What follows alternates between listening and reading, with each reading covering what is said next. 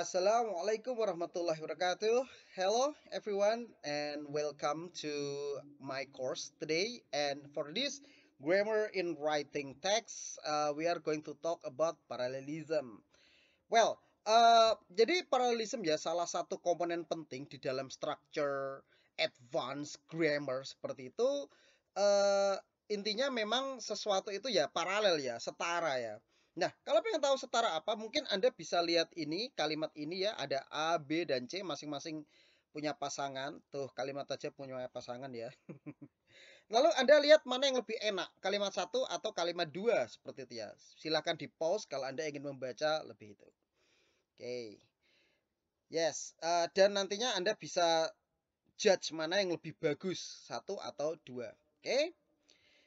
If you are not interested in this game, okay, so let's continue into the next slide. Jadi kalimat kedua itu terdengar lebih enak daripada kalimat pertama. Mengapa? Ya ini paralel.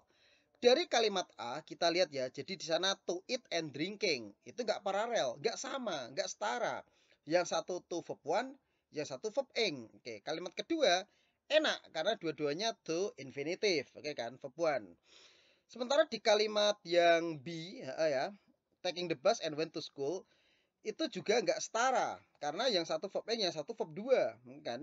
Yang satu progresif, yang satu simple past. Oke, yang tepat yang B, oke ya. I took and went. Jadi dua-duanya sama-sama simple past. Oke.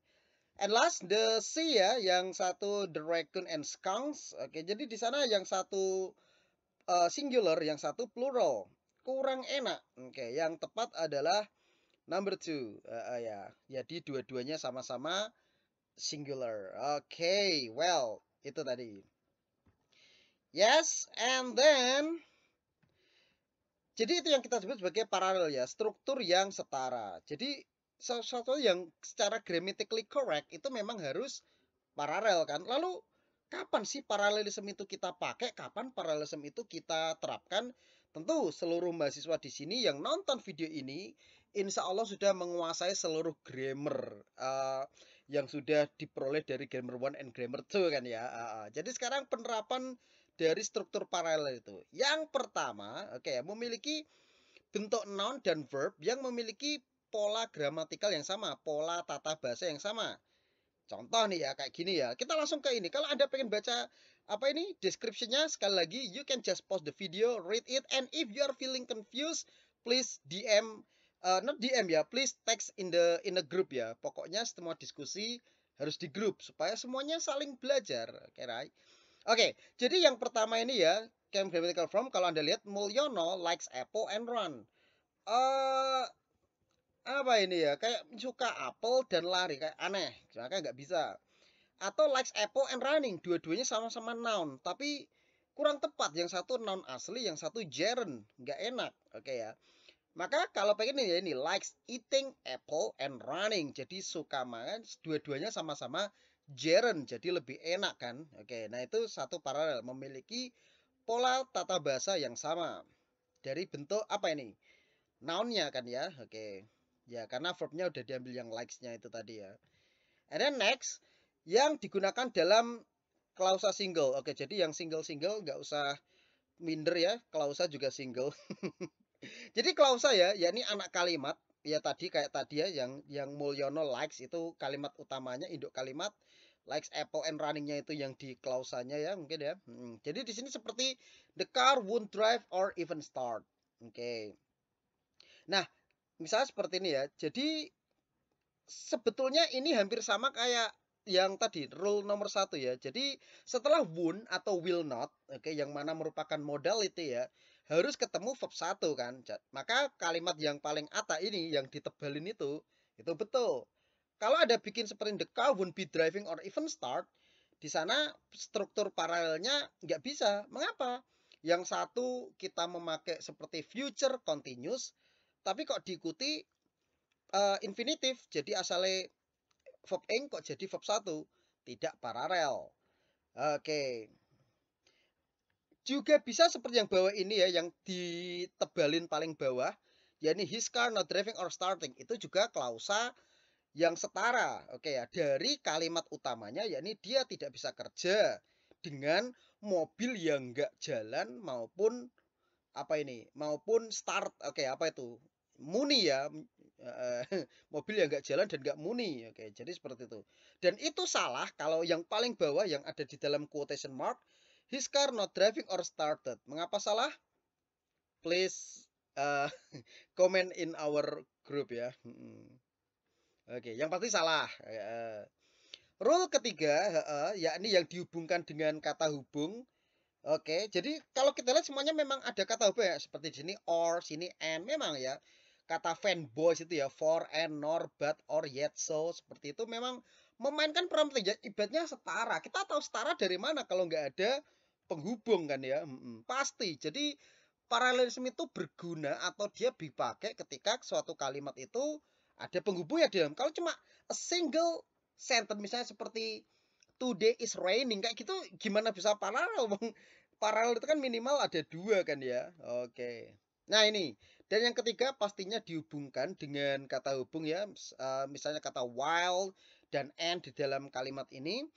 Ya, he's working hard while earning lots of money. Jadi menghubungkan dari kata kerja working and earning. Sementara and di sini menghubungkan apa? Tiga kata benda ya yang sama ya. Seperti maksudnya setara itu ya kata benda singular tadi ya. Smoke, ash, and lava.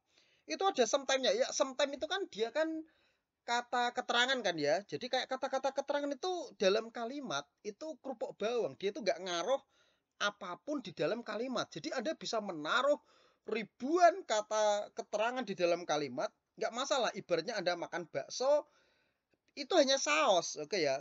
Nggak ada saus juga udah disebut bakso. Ada tambahin saus juga terserah, mungkin lebih enak.